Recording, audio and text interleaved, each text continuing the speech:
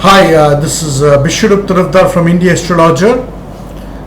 In this video, I'm going to talk about the planetary transits for the month of September 2015 in Vedic Astrology. So the focus of this month is Venus turning direct on 5th of September. Venus has been retrograde for quite some time now, and it was getting the aspect of Saturn, and it was with close proximity to Jupiter though. But since 25th of July, Venus has been retrograde, and the good part of this, good part what is happening now is that on 5th of September, Venus is turning direct. Venus turning direct on 5th of September in the sign Cancer is favorable for the Venus matter.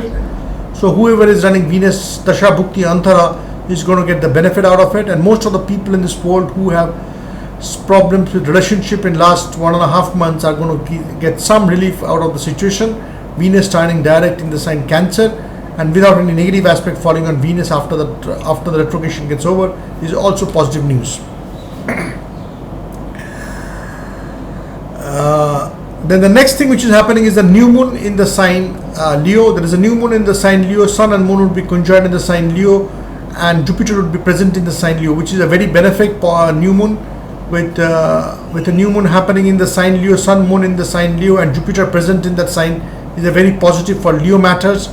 Wherever Leo falls in the sign for a native, it is going to be that area of the life will be highlighted during that time. For example, for Leo ascendant, it is the first house. It will be the beginning of a new venture for them. For Aries ascendant, it will be the 5th house. Similarly, for every ascendant, wherever Leo falls in the chart, that is the part of the area which is going to be highlighted with the new moon happening in the sign Leo on 13th of September. 13th of September with a close proximity with Jupiter with the new moon is also making it more benefic. Mars is entering the sign Leo from Cancer on 15th of September. Mars was in Cancer all this time, and it is entering Leo on 15th of September, and it will be in the sign Leo till the remaining part of this month. Mercury is turning retrograde on 17th of September. Mercury is turning retrograde on 17th of September, and retrogression of Mercury is associated with not buying electronic goods, exercise cautioning in signing contracts or deals. So it is advisable in the retrogression period of Mercury, that is after 17th of September, it is not advisable to contract any important deals or contracts. It is advisable to exercise some restraint in buying electronic goods or products.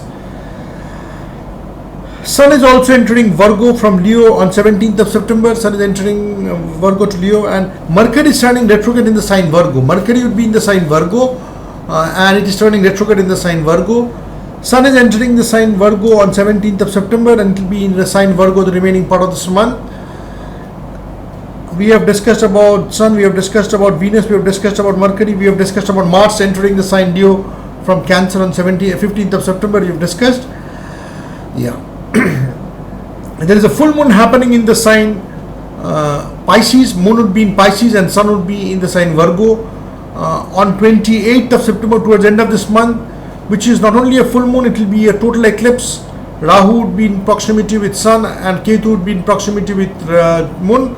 So it is a total eclipse, full moon happening in the sign Pisces.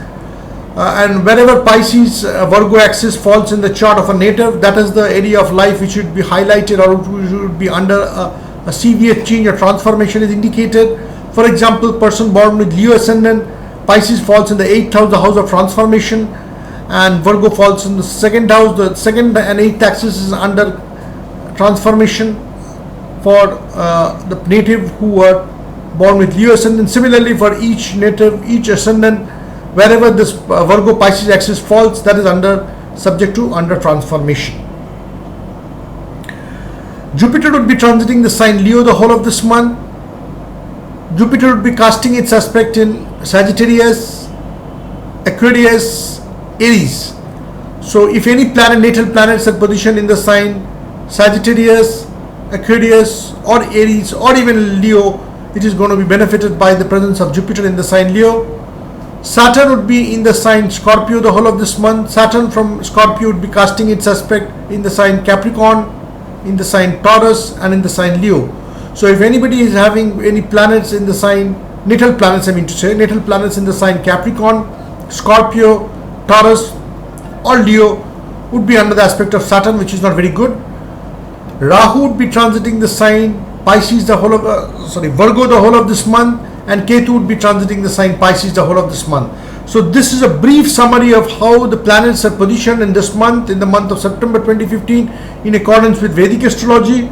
So now if you're looking for a personalized, customized, effective Vedic astrology reading done by me for your own chart, for your own Dasha Bhukti, for your own planets, for your own divisional charts, any divisional charts for that matter, particularly Navamsa and Dasamsa. If you want to have a very thorough analysis of your relationship front as well as the career front, we can have very thorough analysis of your Navamsa and Dasamsa, and you can come for a reading with me. I believe that it will be very useful for you, and you'd be definitely benefited if you're coming for a reading with me. If you want to book a session with me, just see the link on below and go to my site, book a session, and we can talk during that time. Thank you and have a great day.